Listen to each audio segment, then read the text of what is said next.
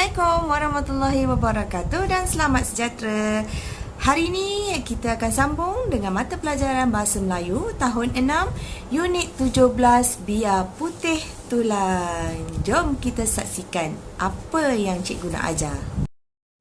Standard pembelajaran kita pada hari ini ialah 5.1.7 iaitu memahami dan menggunakan pelbagai kata tugas mengikut konteks dengan betul.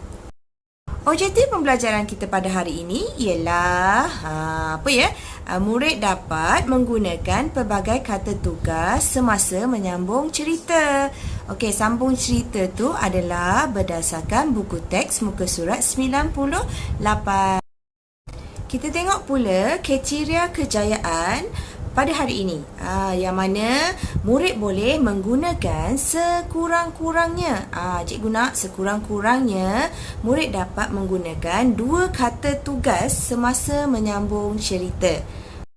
Ini adalah petikan yang ada dalam buku teks muka surat 98 yang bertajuk Biar Putih Tulang. Kamu perlu baca dan fahami ceritanya sebelum kita nak sambung akhir cerita untuk petikan ini.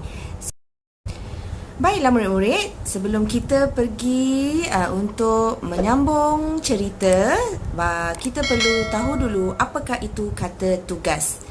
Baiklah, so kata tugas ialah perkataan yang hadir dalam ayat untuk mendukung sesuatu tugas tertentu seperti menyambung ayat, menafikan sesuatu, membuat penegasan, menyatakan bilangan dan menyatakan perasaan. Ini adalah maksud kata tugas.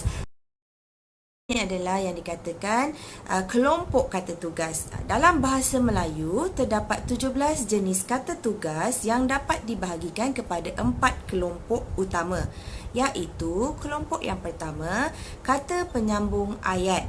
Yang mana ialah kata penyambung ayat ini ialah kata tugas yang menghubungkan 2 ayat atau lebih atau 2 bahagian atau lebih ayat. Okey, ini adalah kata hubung. So maknanya kata hubung dia lebih kepada kata hubung untuk menjadikan dia ayat majmuk. Kelompok yang kedua iaitu kata praklausa. Apa maksud dia ya? So praklausa ialah jenis kata tugas yang hadir di hadapan klausa atau ayat, seperti kata seru, kata tanya, kata perintah dan kata pangkal ayat.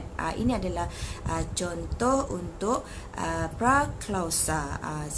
Maknanya nanti bila kamu nak buat ayat sambung cerita nanti, kamu boleh pilih yang mana satu kata tugas yang kamu rasa untuk bina ayat. Kita pergi slide yang seterusnya. Kita tengok pula kelompok yang ketiga, iaitu kata prafrasa dan juga kata pasca frasa. Susah betul nak menyebutnya.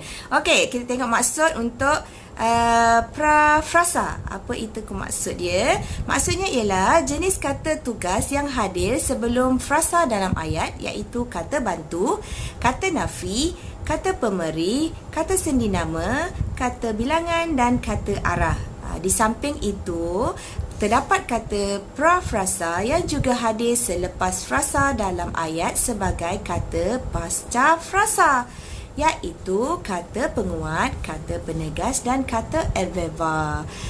Okey, so ini adalah kelompok yang ketiga. Kelompok yang keempat pula iaitu kata pasca kata. Yang perkataan yang bertugas untuk memberikan penegasan atau menjadikan sesuatu perkataan itu kata nama. Bentuk kata pasca kata ialah nya. Okey, cikgu pun dah tersasun dah menyebutnya. Okey, pasca kata. Alright, so maknanya ini adalah 4 kelompok yang ada dalam kata tugas. Yang ini adalah cikgu simpulkan keempat kelompok itu kata tugas supaya kamu nampak apakah kata tugas untuk setiap kelompok yang diberikan. Okey, kelompok yang pertama tadi, kata penyambung ayat iaitu kata hubung gabungan dan juga kata hubung panjangan. Okey, bagi kata frasa pula, kata bantu, kata nafi, kata pemberi, kata sendi nama, kata bilangan, kata arah. Manakala untuk kata pasca frasa ialah kata penguat, kata penegas dan kata adverba. Bagi kelompok kata praklausa pula ialah kata seru, kata tanya, kata perintah, kata pangkal ayat. Pangkal ayat ni macam maka, hatta, okey, itu al-kisah, itu adalah pangkal ayat. Dan juga kelompok yang keempat ialah kata kata pasca kata yang hanya nya, okey, yang mana dia dipecahkan kepada dua, iaitu kata penekan dan juga kata pembenda. Kata penekan tu bahawasanya, sesungguhnya, itu adalah kata penekan. Manakala pembenda ni lajunya, apa lagi, itu dia punya adjektif, dia digabungkan dengan adjektif.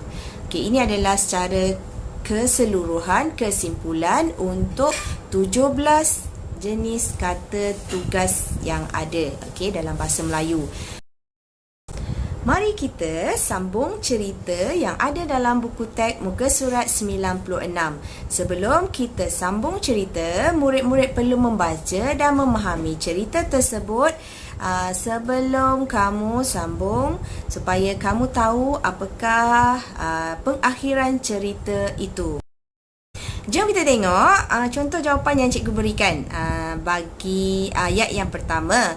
Akhirnya, yang ini adalah akhirnya ni dalam sambung cerita daripada buku teks ya. Akhirnya berlakulah peperangan yang amat dahsyat.